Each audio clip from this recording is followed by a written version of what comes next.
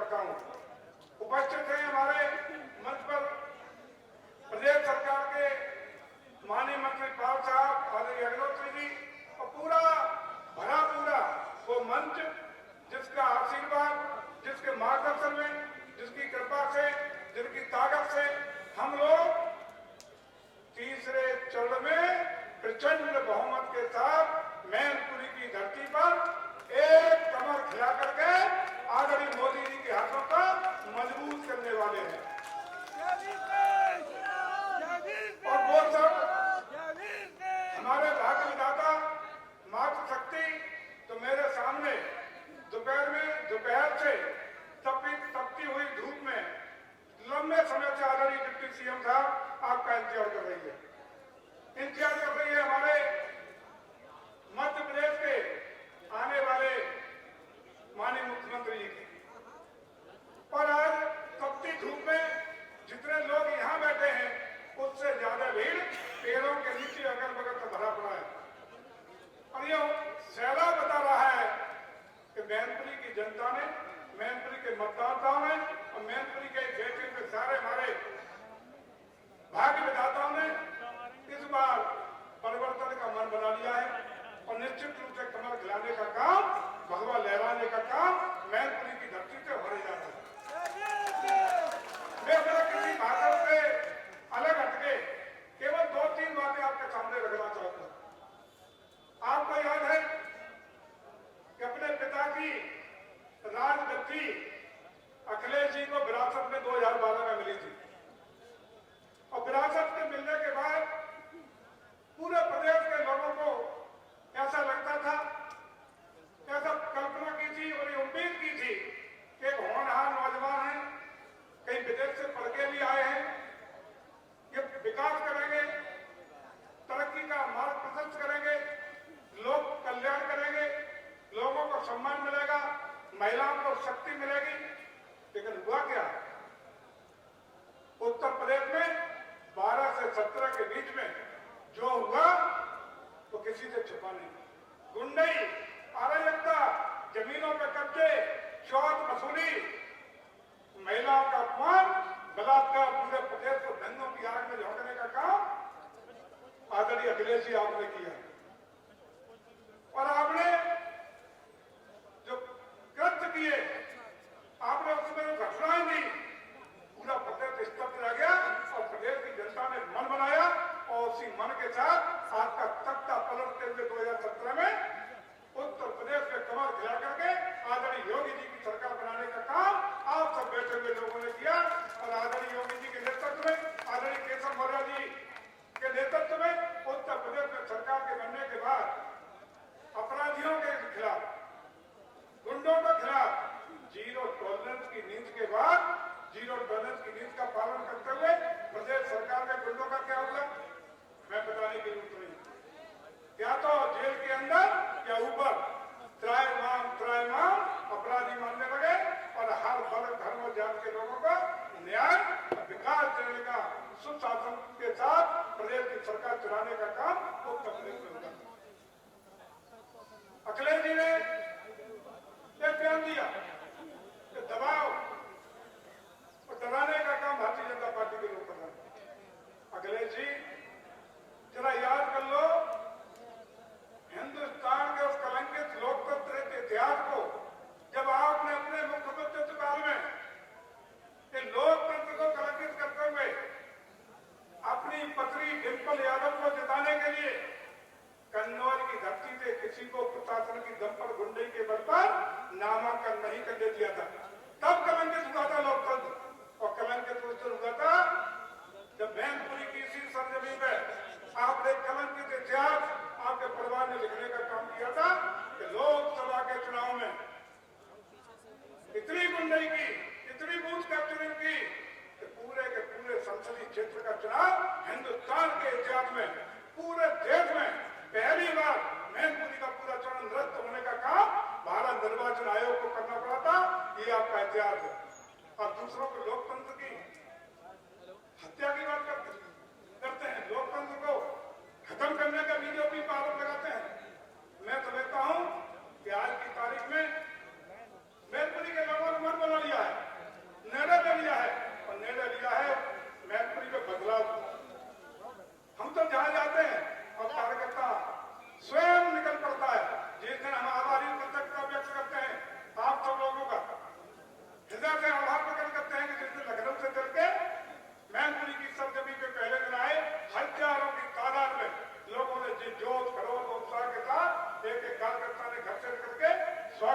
सम्मान देने का काम किया। उसी दिन तय हो गया था कि अब की लड़ाई कमल के पक्ष में होने जा रही है, कमल खिलने जा रहा है। और इसका साफ साफ इशारा भी कर दिया है। आज जहां जाते हैं एक हमारा कार्यकर्ता एक एक व्यंजन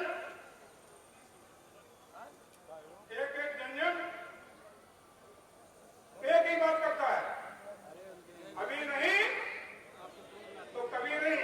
चलो नारा आपने दिया तो दोहराइए भी कि अभी नहीं, यदि अभी नहीं। और इस बार एक नारा और दिया है आपने, इस बार लड़ेगा मैनपुरी, जीतेगा मैनपुरी, लड़ेगा मैनपुरी, लड़ेगा मैनपुरी। कब जीतेगा? तब जीतेगा। ये तब जीतेगा जब आप लोग आज से लेकर के कार्यकर्ता बूथ पर हमारी भारत सरकार की योजनाओं को लेकर आदरणीय मोदी के नेतृत्व में जिस तरीके से जन जन के लिए आर्थिक मोर्चे पर सफलता की सीमा छूने का काम किया, गरीब कल्याणकारी योजनाओं का घर घर तक बिना किसी सामाजिक राजनीतिक या जाति भेदभाव किए बिना सभी के चेहरे पर जो भी पात्र व्यक्ति था गरीब कल्याणकारी योजनाओं को धरातल तक पहुंचाने का काम किया, पारदर्शिता गुणवत्ता और ईमानदारी के साथ पहुंचाने का काम किया। दर्जनों योजनाएं जिन्होंने गरीब व्यक्ति का जीवन स्तर ऊंचा करने का काम कर दिया है। और एक दूसरी तरफ 7 साल के कार्यकाल में आदरणीय योगी जी, आदरणीय केशव मौर्य जी के नेतृत्व में उत्तर प्रदेश में अगुवाई हुई है। आज गुंडई खत्म हुई है। जहाँ पहले कांवड़ यात्रा पर रोक लगाने का काम होता था, कार सेवकों पर गोली चलाने का काम होता था, अब कांवड़ यात्रा पर हेलीकॉप्टर से फूल बरसाने का काम होता है। अब हम कह सकते हैं कि अब कब्रिस्तानों की बाउंड्री नहीं, सनातन परंपराओं को मजबूत करने के लिए भगवान राम का मंदिर अयोध्या में भव्य शिल्प बनाने का काम किया जा रहा है।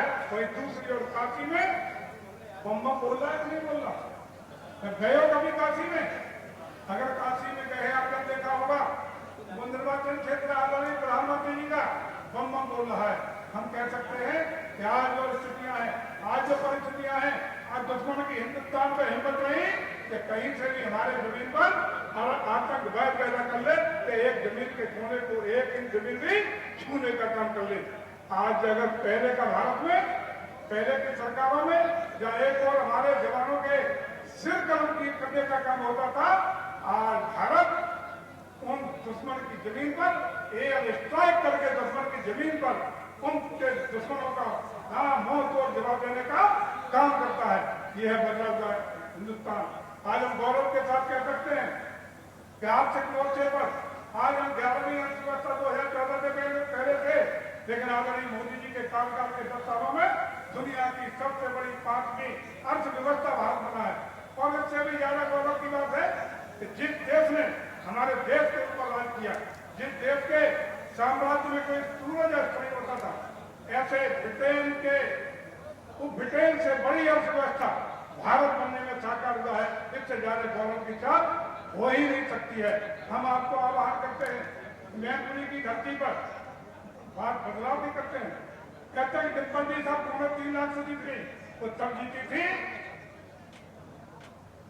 जब आदरणीय मुलायम सिंह यादव जी का निधन हो गया था। उनकी अंत्येष्टि की रात ठंडी नहीं हो पाई थी। हमारे सभी दलों के नेताओं ने उन्हें श्रद्धांजलि देने का काम किया था। और जब तक रात ठंडी नहीं हुई थी, भारत निर्वाचन आयोग ने उपचुनाव कराने का काम कर दिया था। लोगों को लगा कि जब सभी राजनीतिक दलों ने भी श्रद्धांजलि दे दी है, तो मैनपुरी के लोगों ने भी श्रद्धांजलि बतौर उनको एमपी बनाने का काम कर दिया था। आज डिम्पल जी आपको हिसाब देना पड़ेगा, और आपको हिसाब देना पड़ेगा कि आपने केंद्र सरकार की अपने 1.5 साल के कार्यकाल में कितनी योजनाएं मैनपुरी को दी, स्टेट गवर्नमेंट की कितनी योजना धरातल तक आपने पहुंचाने का काम किया। आपको हिसाब देना पड़ेगा कि कितने लोगों के दरवाजे आप सुख दुख में शामिल हुई। आपको हिसाब देना पड़ेगा कि लोगों के बीच में आपका कार्यकाल कैसा रहा, वो हिसाब जनता मांग रही है। और हम कह सकते हैं कि आपको हिसाब ये भी देना पड़ेगा कि आपके पतिदेव ने 12 से 17 के बीच में जो काम किए हैं, उनका हिसाब किताब भी आपको देना पड़ेगा। अभी बीच में पत्रकारों ने जिसने घोषणा पत्र जारी होना था। और बाई चांस की बात थी कि जब अखिलेश यादव जी अपने कार्यालय में बैठ के अपना घोषणा पत्र जारी कर रहे थे, उसी क्षण हमारा टिकट की घोषणा हमारे शीर्ष नेतृत्व द्वारा सूची भेजने का काम हुआ था। पत्रकारों ने तमाम सवाल पूछे थे, हमसे भी बाद में उसकी प्रतिक्रिया पूछने का काम किया। तो मैंने कहा घोषणा पत्र या संकल्प पत्र विश्वसनीयता का होता है, जिसकी कोई साख हो, जिस पर विश्वास हो, जिसके वायदे को लोग विश्वसनीय माने। तो ऐसा विश्वसनीय माने जैसा आदरणीय मोदी जी की गारंटी लोग मानते हैं कि जो मोदी जी ने गारंटी दी है वो गारंटी से पूरी होगी, ऐसा मानते हैं। लेकिन आदरणीय अखिलेश जी, आपको तो बजाय घोषणा पत्र के आपको राष्ट्रीय पत्र जारी करना चाहिए। राष्ट्रीय पत्र इस बात का कि 12 से 17 के बीच में जो आपने महिलाओं के साथ, जो आपने गरीबों के साथ गुंडई, अपराध, जमीनों पर कब्जे, चोर बसौली, जो पिटा वही जेल गया। यही हुआ पूरा, और उसका सबसे ज्यादा दर्द मैनपुरी में झेला है। और जब दिल से यहाँ के लोगों ने झेला है तो मैं समझता हूँ कि जवाब भी देने का पहला हक आपका बनता है। अखिलेश यादव जी, आपको बजाय किसी घोषणा पत्र जारी करने के एक अपना माफीनामा, एक स्पष्टीकरण जारी करना चाहिए कि अगर कभी जिंदगी में भूले भटके मौका मिला, वैसे तो आप जानते हो आदरणीय योगी आदित्यनाथ जी हो, हमारे आदरणीय केशव मौर्य जी हो, अभी नौजवान है, आपको मौका जिंदगी में मिलने का नहीं जाएगा और तब से बुढ़ापा आ जाएगा। आपको सत्ता हासिल होने वाली नहीं है, आपको सत्ता मिलने वाली नहीं है। हमारे केशव मौर्य जी अखिलेश यादव जी से ज्यादा बड़े नहीं है, उसी उम्र के हैं, हम उम्र है। अभी तो सत्ता भारतीय जनता पार्टी के नेताओं के हाथ में रहेगी। कर्म के आधार पर, विकास योजनाओं के आधार पर, कानून व्यवस्था के आधार पर और गरीबों की दुआओं के आधार पर उत्तर प्रदेश के विकास के माइलेज स्टोर तय करने के लिए प्रदेश की जनता लंबे समय तक उत्तर प्रदेश में भारतीय जनता पार्टी का कमल खिलाने का दृढ़ता से काम करेगी। इसलिए मैं समझता हूँ कि प्रस्तुत के द्वारा तो ठीक कर लेंगे तो अच्छा रहेगा। मैं कोई अवलंबित तकलीफ न करते हुए, चूंकि हमारे वरिष्ठ नेता, हमारे प्रदेश के डिप्टी सीएम साहब आपके बीच में अपना विचार रखने का काम करेंगे, आपके बीच में अपनी बात रखने का काम करेंगे। केवल एक निवेदन करना चाहता हूं कि कौन कहता है कि गढ़ है मैनपुरी, सपा का गढ़ है मैनपुरी, कहता कौन है? ये गढ़ है कमल के फूल का, ये गढ़ है भाजपा वालों का, ये गढ़ है योगी जी के कार्यकर्ताओं का, ये गढ़ है मोदी जी के कार्यकर्ताओं का। केवल आप खड़े हो जाइए, अभी तक बहुत गुंडे की है। एक बात का ध्यान रखना, बड़ा दम करते हैं कि घर तो और भी था, कौन सा?